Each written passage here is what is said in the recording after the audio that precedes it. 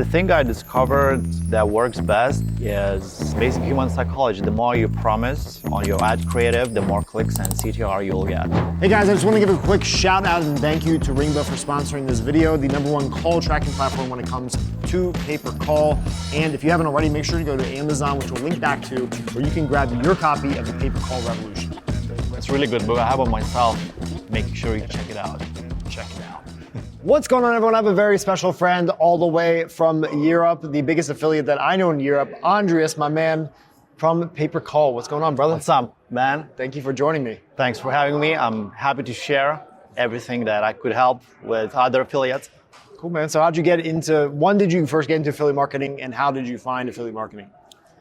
Everything started like 15 years ago when I quit my last job and I didn't know what I want to do, but I knew I just wanted to be free.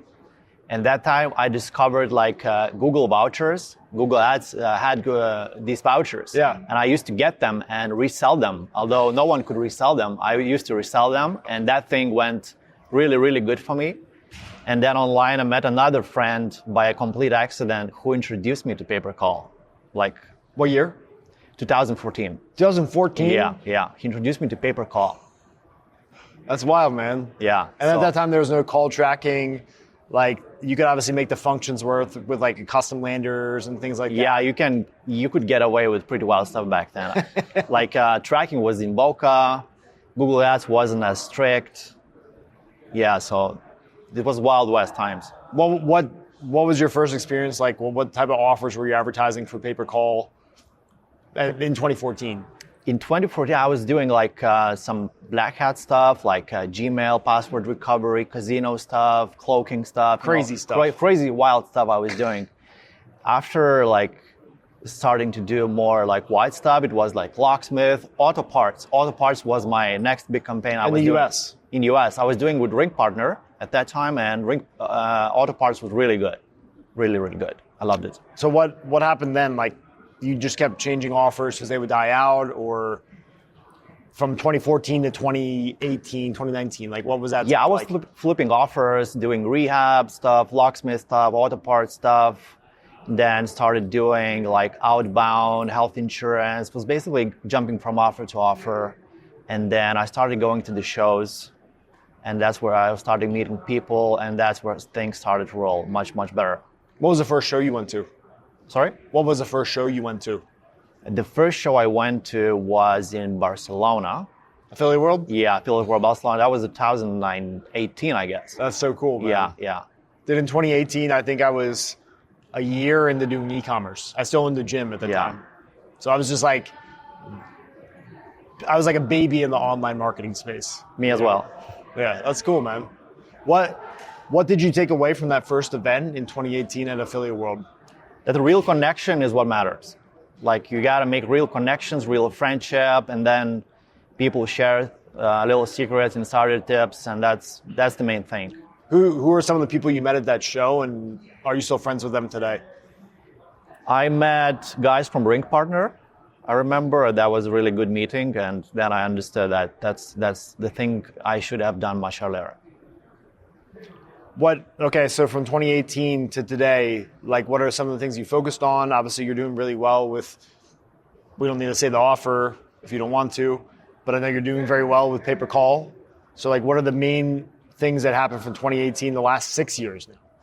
So one time I received a message from Carlos Corona. He said, "Hey man, why don't you jump into Medicare?" And I said, "Yeah, sure, He said, "I'll show you how to do it." And I learned everything from him and picked it up from there. So the real breakthrough for me was when I, like, by an accident, spent 10K per day on Facebook ads. Like, I wasted 10K. I was like, oh my God, like, what am I gonna do now? So I took all the details from it, did all the research, how could I improve that campaign, and I made that money back. That was a good incentive to make money back. What were some of the lessons that you learned to make that money back? Like what was the strategy that you used to get things to recover that loss? Testing, creatives, states, targeting, stuff like that. Different variables. The number of campaigns, ad sets, ads. There are like call-only campaigns, which you multiply by like 50. You make 50 call-only campaigns, and then you get cheap calls. So it's like flipping that. So are those things still working for you today? No, that was kind of just temporary thing. And then I discovered that other things are much more like better, like working on bid cap, setting lifetime budgets. Let's say you set lifetime budget of 5 million, and then set the bid cap, and then you control the flow. So you said big budget, low, throttle it with how you spend with a low. Yeah, and then Facebook helps to squeeze out the most juice for the lowest price. How do you still use that today? Is that like so? Yeah, it's still working. Yeah, at least for me. Off camera, I might ask you how to show me. Because I've tried all sorts of different target cost strategies and bid caps, like relative to like the CPA target times whatever multiplier. And I found it'll stabilize my costs if you get it to spend, but I haven't found it necessarily make things cheaper, right? Even with like a good creative and an optimized funnel. So what do you do today, or the last 6 months, I should say, to create consistent scale and profit margin in your business? The thing I discovered that works best is like basic human psychology. The more you promise on your ad creative, the more clicks and CTR you'll get. And very important thing I forgot, having a good buyer, which picks up all the calls. And but how do you balance over-promising in the ad with good quality of the call? So you work closely with your buyer and ask him what you can get away with, and be very, very honest, super transparent, and tell what you're gonna do, and then test. What do you do when you have 10 buyers or 20 buyers on the back, and that's not easy to do, because most of the buyers aren't going to allow you to say crazy things to get the phone call? I make everyone agree. I mean, I ask everyone if they agree with what I do, and just line up those buyers. I mean, I never take a risk sending calls that he may not like. Exactly. I mean, I just don't want to deal with that. We've all dealt with it. Yeah. Cool. So what are some of the things you're focused on right now? Obviously, you have your main offer that you're maintaining, and it sounds like you're scaling. Well, what else? Like, what's in your focus today with pay-per-call and performance marketing as a whole? So the main focus is to expand what I'm doing right now and stepping into new verticals, because you can't sleep on your successes. So the next thing that I heard is doing well, MBA. These are two things I'm going to step into. Do you find more success on Facebook or taking traffic off Facebook? On Facebook. And how much, like, is it different? It's probably different KPIs, different cost per click, different cost per inbound, different RPC from the call. Like, I'm sure everything's kind of it changes depending on the type of call you're getting, right? Yeah. So it changes, but you just manage with your buyer, and they help you to achieve that profitability that you're looking for. What's, aside from that big 10K loss day, where you came back from, obviously did really well. I had to come back. I had no choice.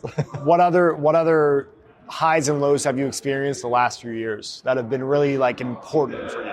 Highs and lows? Yep.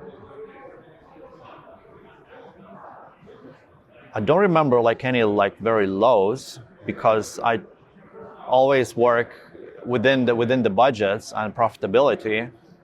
So the low may be that the buyer's conversion rate is not as good as it used to be. So then you're kind of flattening out. The curve is not that steep. So then you find more buyers, but you just manage all the moving parts.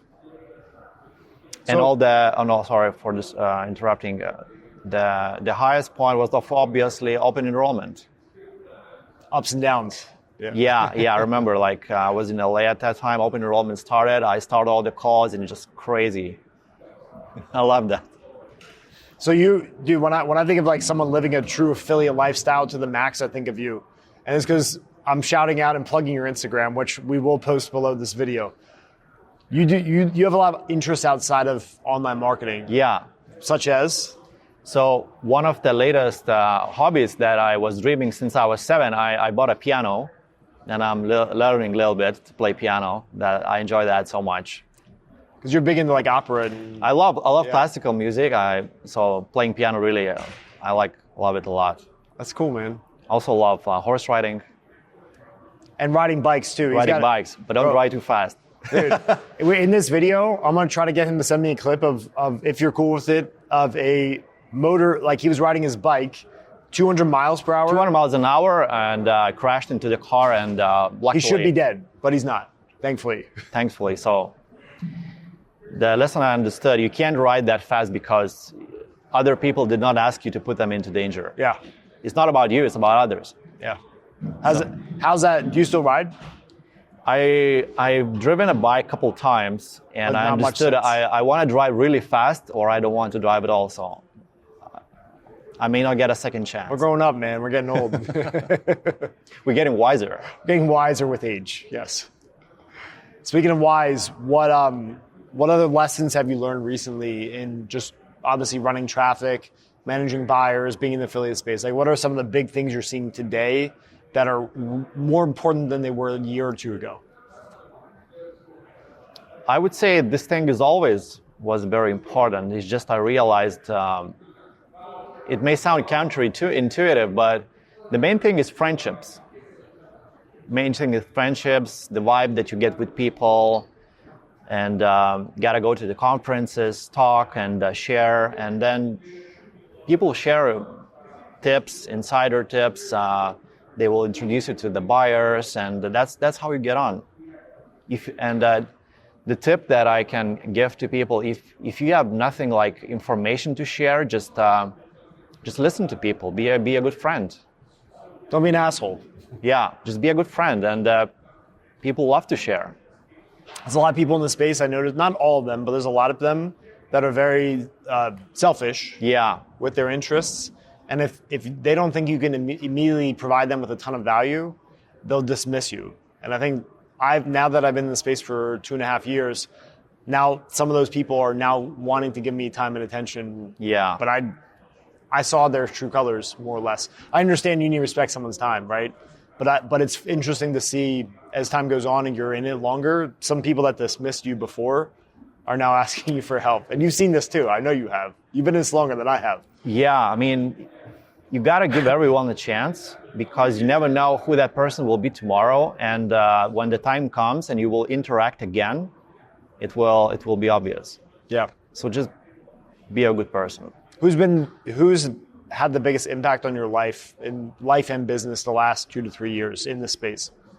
The biggest impact? Yeah. The biggest impact, I would say Carlos Corona.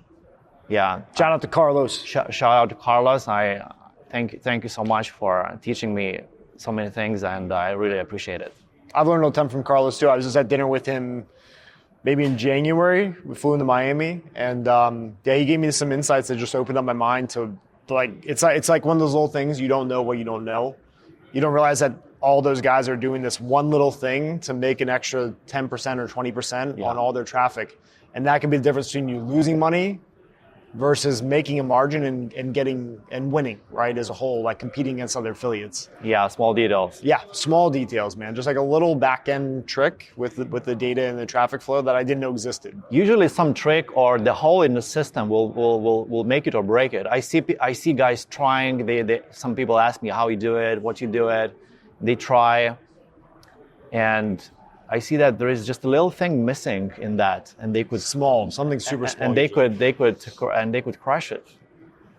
Have you helped other people too, like anyone in Lithuania, or people aren't really interested in affiliate marketing as much, like in your friend circles? In Lithuania, yeah, I've met only maybe one person in Lithuania, in LA. The guy on the bus with... Yeah, that's the guy. That's the same guy? Yeah. The only guy who does really pay-per-call. Always I thought I didn't know any other people doing that. Like, at least on some scale. Yeah. It's cool. Dude, it was so random. We were on the party bus going to the game. And you introduced this guy's me. like, hey, I'm from Lithuania. I was like, that guy is too. You're the first person I've ever met from Lithuania in my whole life, and I've traveled around the world multiple times.